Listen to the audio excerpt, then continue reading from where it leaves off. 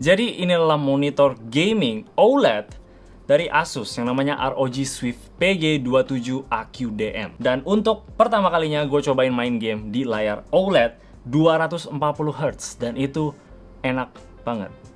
Sama enaknya kayak casing iPad terbaru dari Mills Technology. Bayangin kalian lagi presentasi dan orang di depan kalian nggak bisa lihat layar iPad-nya apa.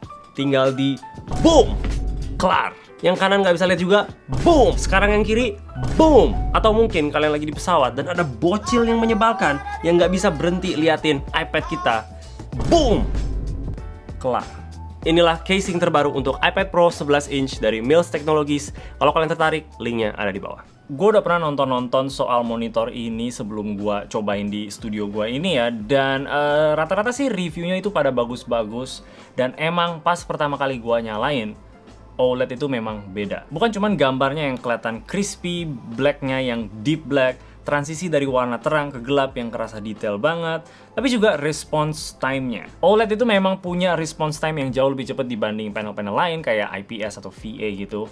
Makanya ini masuk akal banget untuk dijadiin monitor gaming. Untuk sekarang sih gue nggak punya alat untuk tesnya, tapi menurut videonya Hardware Unbox dari pengetesan dia ya, response time-nya itu sekitar di 0,27 millisecond. Sedangkan panel lain kayak IPS yang bagus gitu, itu sekitar kayak di 2-5 millisecond, bahkan ada yang sampai 7 millisecond. Dan itu bukan cuman monitornya si ROG doang, tapi secara general OLED itu memang punya response time yang jauh lebih cepat dibanding panel yang lain. Yang artinya bagus, makin rendah itu makin mantap. Dengan response time serendah ini artinya ghosting juga bakal makin sedikit ya, bikin main game itu terutama game-game FPS bakal lebih enak lagi. Karena memang OLED ini kita bayangin aja ya, dia secara instan bisa ganti warna secepat itu, 0,27 millisecond. Jadi kasarnya walaupun sebuah monitor misalkan dia OLED tapi cuma 60 Hz, karena response time-nya OLED itu cepet banget, 60 Hz itu tetap kerasa smooth. Hardware Unbox juga ada bilang sebuah OLED di 240 Hz itu bakal kerasa kurang lebih kayak IPS di 360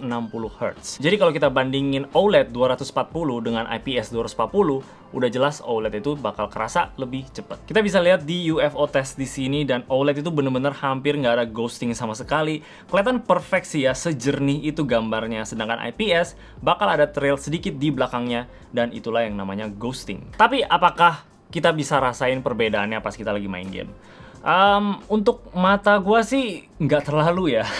Gue hari-hari pakai monitor IPS 240 Hz dan pas pertama kali ganti ke ini, gue nggak terlalu rasain kayak perbedaan yang signifikan banget sih dalam kecepatannya ya. Mungkin untuk orang-orang yang punya matanya lebih terlatih bisa rasain perbedaannya ya, tapi gue sih nggak terlalu kerasa banget. Tapi yang mata gue langsung sadar itu kualitas gambarnya. OLED itu sekali lagi memang beda level. Walaupun IPS juga bagus ya, nggak ada masalah sama sekali, tapi kalau kita lihat ini sebelah-sebelahan, itu kerasa banget kayak siang dan malam. IPS itu seakan-akan kayak kelihatan kotor panelnya, sedangkan OLED ini itu kayak kita lagi lihat pemandangan yang bagus banget lewat jendela. Nggak kerasa kayak lihat dari layar monitor. Mata gua lagi dibanjain banget ya dalam beberapa hari ini pakai monitor ini untuk main game, terutama FPS kayak Apex gitu.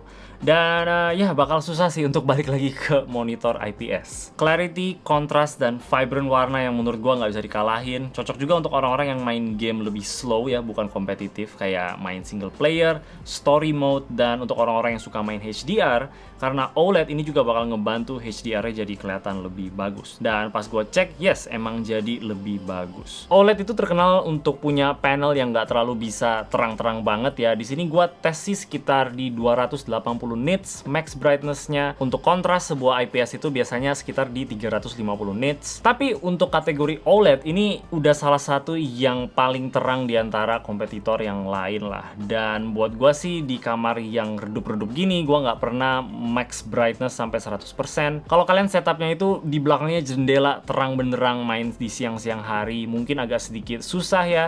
Tapi so far sih buat gua nggak terlalu masalahin. Ada juga yang namanya fitur uniform brightness dan fungsinya itu buat ngurangin peak brightness biar bagian yang putih itu nggak terlalu terang-terang banget. Jadinya overall bikin lebih seimbang lah keterangannya, yang bikin mata kita juga jadinya lebih enak kalau kita main game lama. Panelnya di sini matte finishingnya, jadi bukan glossy ya, karena biasa rata-rata kalau OLED itu glossy. Tapi menurut gua matte juga tetap cakep, nggak bakal mantul-mantul kayak cahaya-cahaya yang ada di kamar kita atau dari jendela gitu. Biar clarity-nya jadi jadi jauh lebih enak. Untuk akurasi warna di OLED juga sebenarnya itu nggak terlalu bagus-bagus banget ya. Pas gue cek ini out of the box pakai alat kalibrasi, itu white balance-nya lebih cenderung ke arah merah gitu. Gue rekomen untuk ganti color profile-nya ke sRGB di settings, itu bakal bikin white balance-nya jadi lebih seimbang lah ya. Nggak sempurna kok, tapi ya lebih bagus lah. Untuk masalah burn in, itu sayangnya ya harus dalam jangka panjang pemakaian ya. Gue pakainya ini cuma seminggu lebih gitu, besok gue harus balikin. Jadi ya sayangnya sih gue belum terlalu bisa bahas. Ali dari Optimum Tech, dia udah terbiasa pakai monitor gaming OLED ya, dan menurut dia sih itu sesuatu yang kita nggak terlalu perlu khawatirin lah. Dan concern lain soal OLED itu adalah tulisan, karena OLED ini nggak pakai traditional RGB pattern gitu ya. Itu bisa bikin pixel-pixel kecil kayak tulisan gitu, jadi agak sedikit berbayang gitulah. Dan kalau kita perhatiin memang kelihatan, dan ya kurang enak aja untuk dilihat. Untuk desain monitornya menurut gue udah keren sih ya. Bezelnya itu uniform di semua sisi, tapi ada logo Asus di tengah yang untungnya sih bisa dimatiin lampunya ya. Kalau dilihat dari samping nih, monitor sebenarnya tipis banget ya, dengan ada benjolan di tengah gitu. Dan itu adalah custom heatsinknya yang ngebantu untuk ngebuang panas dari panel OLED-nya, yang bakal ngurangin potensi untuk burn in.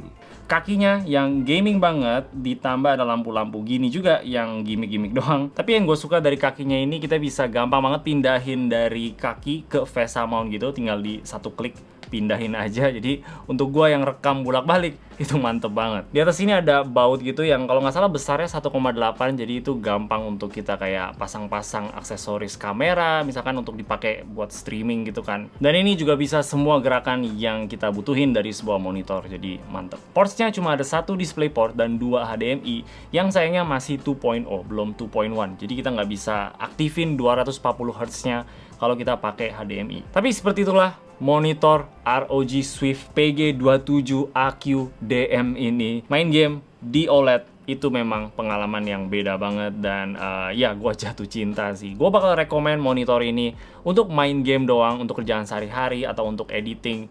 Ya masih ada monitor yang lebih bagus lah di luar sana. Dan kalau kalian emang masuk budgetnya, karena ya jujur aja OLED itu memang nggak murah-murah banget ya, ya boleh aja ambil monitor yang satu ini. Sedihnya itu gue harus balikin ini besok, jadi ini malam terakhir gue sama monitor ini. Asus, ayolah. Tapi kayak gitu aja produknya. Kalau kalian tertarik lebih lanjut, gue bakal kasih linknya di bawah. Dan kalau kalian suka sama video ini, boleh kasih like dan juga subscribe. Thank you udah nonton. Bye-bye.